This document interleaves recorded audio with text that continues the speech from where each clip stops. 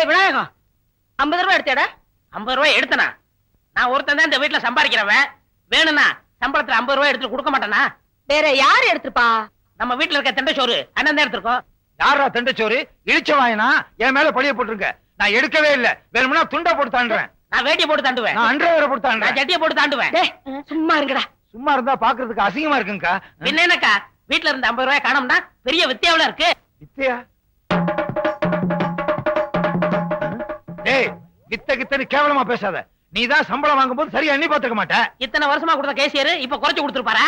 நீ வாங்கிட்டு வர சம்பளத்தை கம்பி மேல நடக்கிற மாதிரி எண்ணி செலவழிப்பனே. கம்பி மேலையா? டேய் என்னடா மேல பாத்துட்டு இருக்க? கம்பி மேல நடக்கிறத பாத்துக்கிட்டு இருக்கேன். என்ன?